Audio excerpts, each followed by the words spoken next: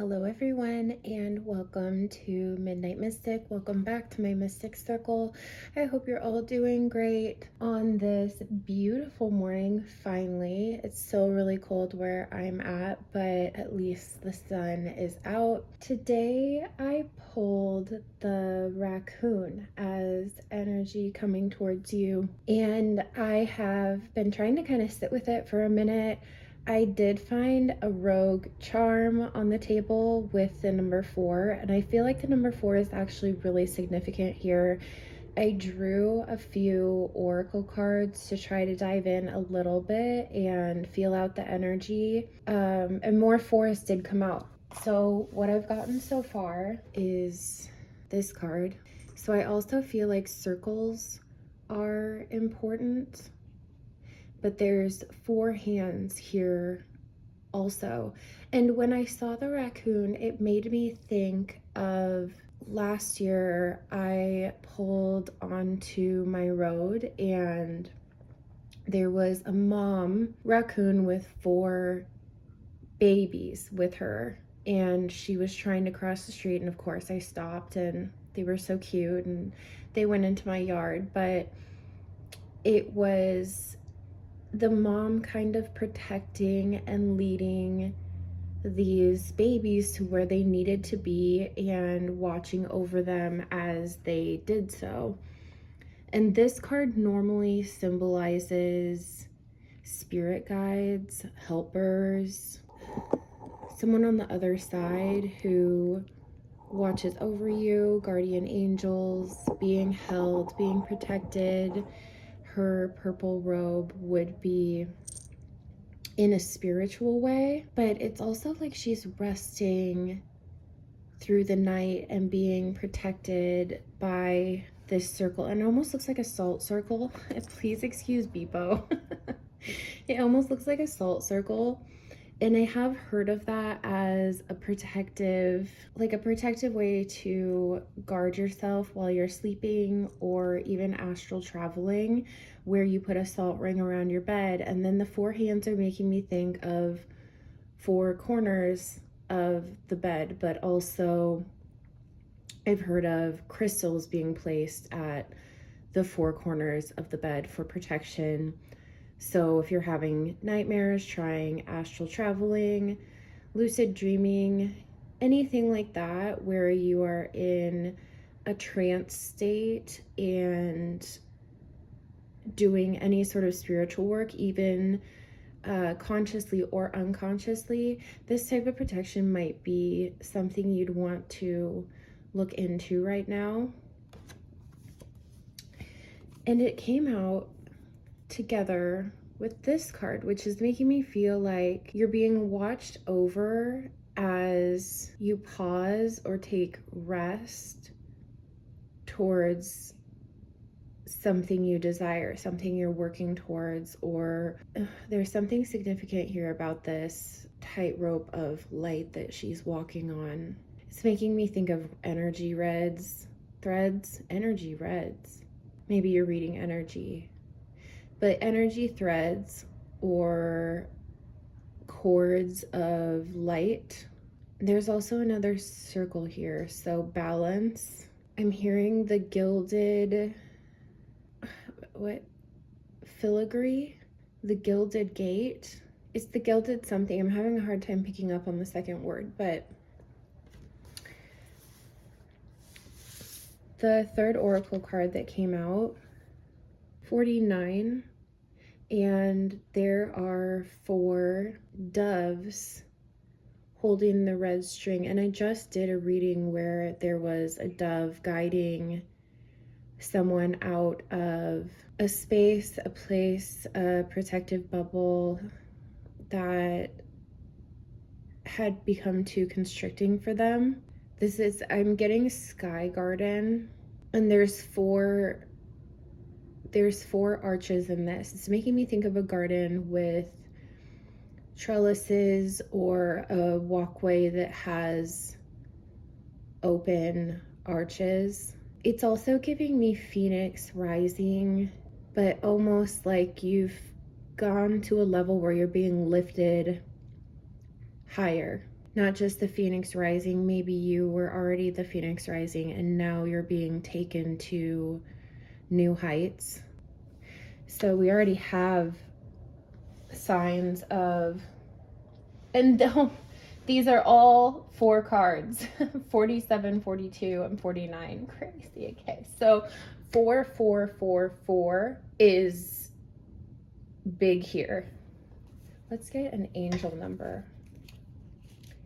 And my cards were all over the place. It seemed like I kept finding missing cards or things that were not in their place, like the rogue charm or the Phoenix card with the 4 doves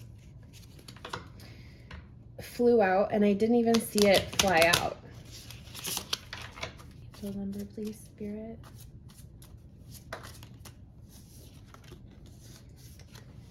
$1818-999. Maybe I will put it where I originally had it. Okay. 1818 optimism. 999 release. 111 destiny. 143. I haven't seen that come out before. Preparation. 777 alignment. And the reading I did yesterday had a lot of 777 or 77 in it. 143 preparation says, life is filled with phases. The whisper is telling you to prepare for the unexpected and allow change to pass through with a sense of peace. Financial and creative changes are upon you.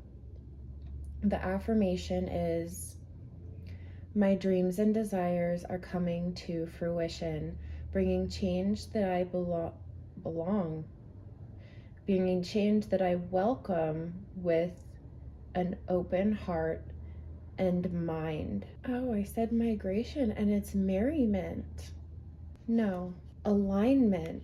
I said migrant and I said merriment and it's alignment.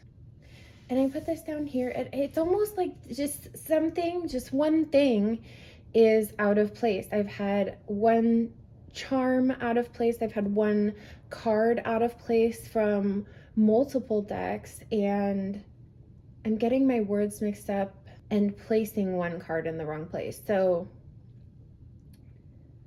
alignment might be, it's almost like there's one missing piece or one thing that you have that you don't see. Your progress is recognized and alignment is here. It is within your reach. The whisper is reminding you to stay course and feel source working through you. Your gifts are being recognized. Affirmation, I blossom and blossom as I use my gifts. All things simply align as I feel the feeling of the divine. Yes, it's like being held by the divine. Held by the divine. Yeah, held by the divine. Like, it's almost like that they've opened this up and made this into your light tightrope that you're walking and guided by the light, and then also guided through these pathways, these portals, these doorways, guided like the mama raccoon. So even though I talked about the mom raccoon, I feel like this is you individually, but that you have guides or help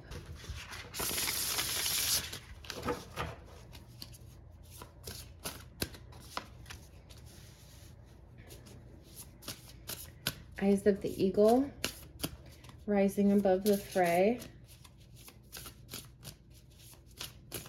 It's another 18. Horned Cactus, Resourcefulness. So having a resource when there looks like a desert maybe.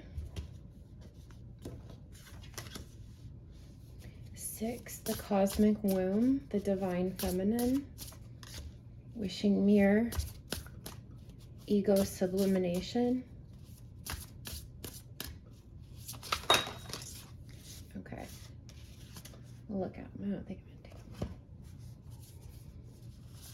Sky dancers, surrender, the divine matrix, and feast of plenty, choices and their consequences. Empty well, time to replenish. Lay of the land, ancestral wisdom, overflow, overwhelm and plenty. 4-4, perfect storm, the courage to step into life. And I missed these too. Oh my gosh. Fortune's wheel, luck and right timing, and joyful muse, inspiration.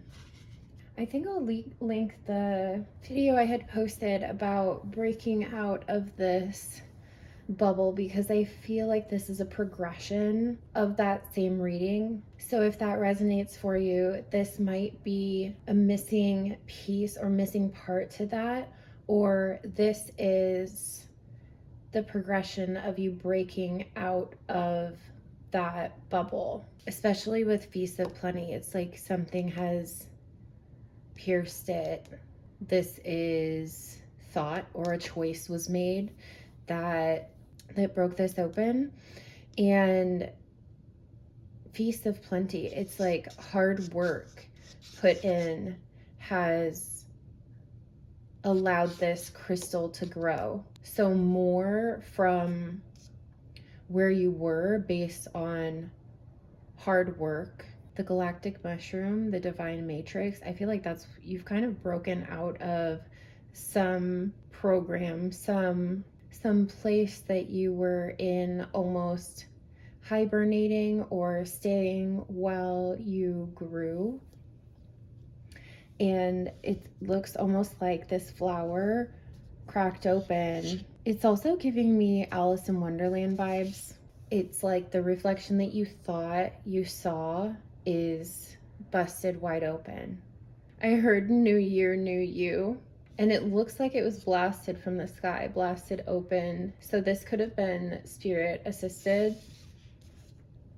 Eyes of the eagle. I'm really drawn to this medallion, and it looks like the wheel from Fortune's Wheel, but also a higher perspective, or even an ancient text that has allowed you to see the wheel, given you freedom of some sort with the eagle. And the eagle has a different eye. It's seeing things differently, but also magnified. And it does look like that because the wing looks the same, and this looks like a third eye. This looks like a protective medallion. This almost looks like a place where a key would go, and copper coins, a bell. So it's like the tools that you've gathered until now, or that have been gifted to you, have given you sight to see that the Fortune's Wheel is upright for you, that luck and right timing are here, but that they're also yours because you're wearing the wheel. So this isn't a situation to be fearful that the wheel is going to quickly turn and luck is going to change. It feels like you're carrying the wheel, and that your analysis and evaluation and I'm hearing witnessing of the wheel helps you to carry it with you, and you're protected, and you have the lock. You carry the lock with you also. And I feel like the key to this lock is you, and you have abundance, and you have tools to work with as you're also working with the wheel. That's beautiful. The horned cactus with resourcefulness. This is making me feel like it goes a bit with the vanishing mirror, the ego sublimation, because you've grown these protective spikes. And it doesn't look like a desert back here. This actually looks like water. So it feels maybe like you were in the desert, you did have to be protected, and maybe this is protecting the heart with all of the green. But either way, I feel like the sun is now shining and you can see that you are in water. You have plenty supply. You have enough to give to where some of these thorns can fall away and allow for more access to you. The horns look like a part of this energy. So I feel like the little thorns can fall away. And that could be part of the ego. And we do that. It's a lot of times unconscious, but we do that. We create protective layers, thorns, walls, protective shells, or fortresses around ourselves when we've been hurt in the past. It's a way of protecting ourselves from trying to protect ourselves from reliving that same experience or experiencing that same pain, but sometimes that no longer serves us.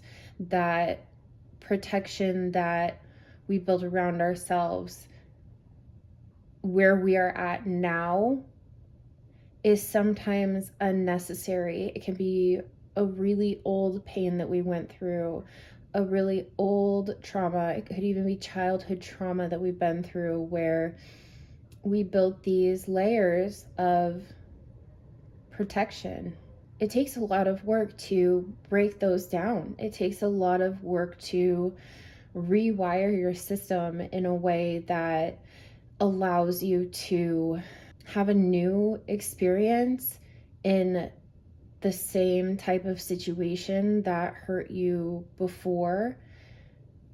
It allows you to have a new experience as your highest self, as your most competent self, as your most healed self as you are at this point in time. So it could be good to think about that, to think about what protective layers do I have? What self defenses have I built? Or what even mirror am I showing to the world that doesn't actually reflect who I am on the inside, that doesn't allow for people to get too close because I have these thorns of the past from past hurt. And that takes time and it takes patience, and it's inner work. It's an inner journey to thread backwards in time and to work through things and find those patterns and find those loops and break out of that to move forward. There is a point for everyone where you hit that, where you have to, it becomes so hard to move forward as you were that you thread back and work through the past, and you start coming around and seeing the progress, seeing the changes, and then you hit center again and you realize that you're reacting different, that you are different than how you used to be. And it's okay to evolve like that. And that work is difficult. And if everyone's done this in some way, but if this is something that you've actively been working on, I'm so proud of you. You should be so proud of yourself. It takes a lot of bravery to do that kind of work. And then you start moving forward. And eventually there will become a point in the future where, Bebo, stop it. There will become a point in the future where you have to, again, thread back to something to move forward. And it makes me think of the weaver. And I love the idea of the weaver, of the creator, of the, it's like weaving together these threads throughout your life, but also grabbing new threads to add. And I did get a message the other day about someone, and this has kept coming back to me, and so I feel like I should mention it. It might be for someone who does find this video, but it seemed like someone that you know is knitting you something, maybe knitting a blanket or a scarf. It's like making you something where they were weaving or threading things. So let me know if that's you or if you know about that, because that message has kept coming back. But for whoever this is for, I feel like creativity, music, art, maybe you even have a very playful nature, but I feel like you are stepping into not a new life, but stepping into life. Maybe you now just feel so alive, or this will be a feeling coming up where it feels like a new life, even though it's your life, it's your same life. Make sure you're drinking a lot of water with the well and the cactus. Make sure you're taking in enough fluids to help move those emotions, to help with your lymphatic system, to help keeping things moving, and also kind of helping your body detox from, I don't want to say programming, but detox from old loops. It's helping to detox out old vibrations, old energy, things that maybe you've healed, but you're somehow still walking a thin line with, or you are having old patterns still kind of tether you to something where you feel like you need to be protected, or you feel like you need a rest. Take that. That's okay. Today, it's winter.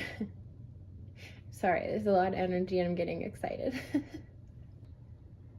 This could be a time where you allow yourself to rest when you need to, because you are doing so much internal work, so much growth. These are big changes in your life. This is, I heard new paradigm, but these are big changes in your life. And right now is a great time. It's still winter. It is a time for rest. It's a time for reflection. It is a time where you don't have to be planting new seeds into frozen ground. But when you do feel like planting them, spring will be coming up soon, and that's a great time to actually see the seeds that you've planted begin to grow. So if you need a rest right now, give yourself permission to do that. Take that time to take care of yourself. Know that you are being held, that this is for you, so you don't have to rush. So when this becomes a lot of internal work and you feel tired externally, allow yourself permission to, even for an hour, just rest. Just take your time. Just do something that fills your heart with joy.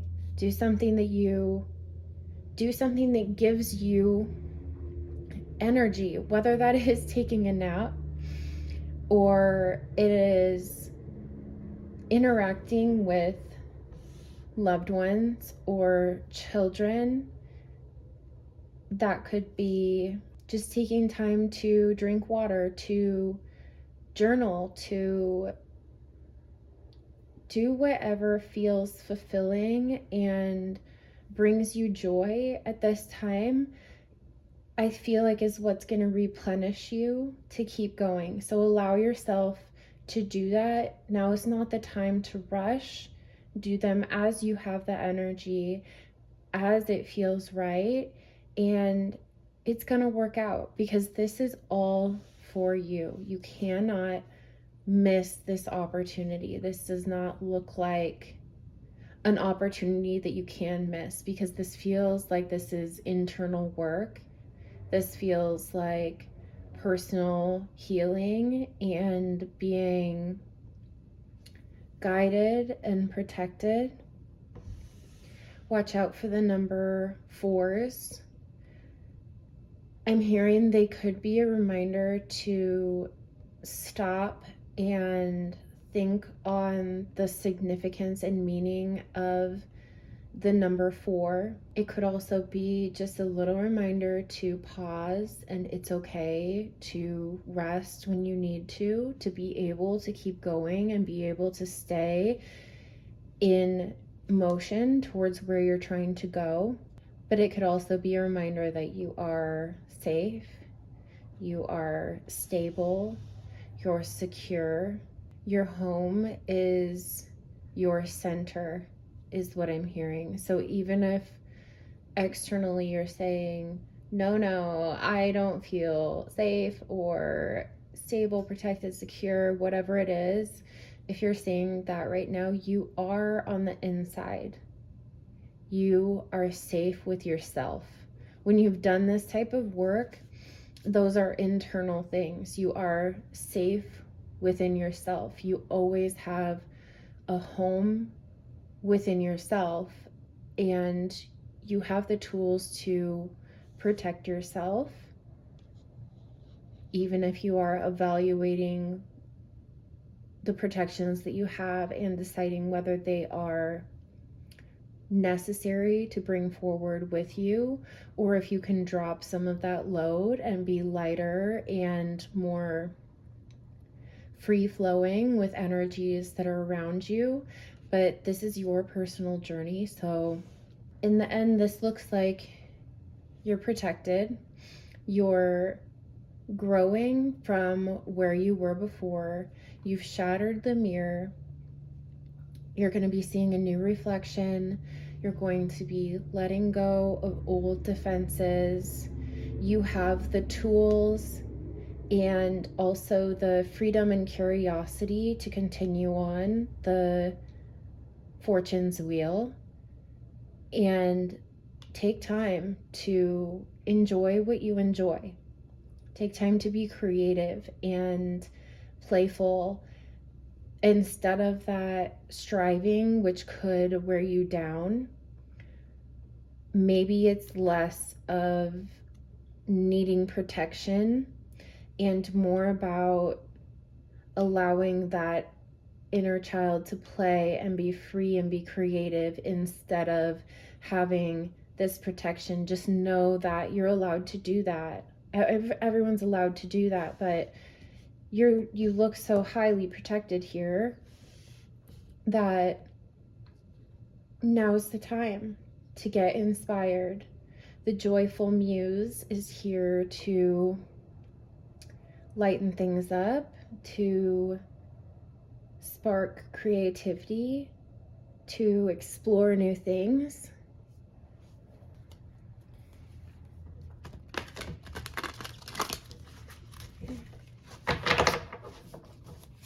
A message of joy. Oh, okay. A message of joy, please. Okay.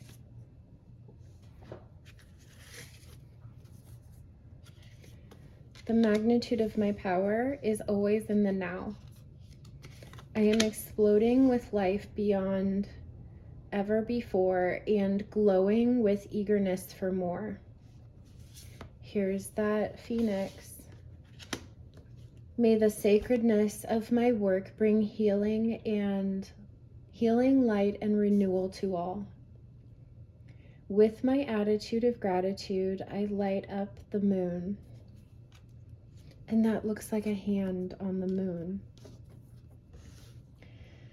I replace all sorrow with lighthearted fun.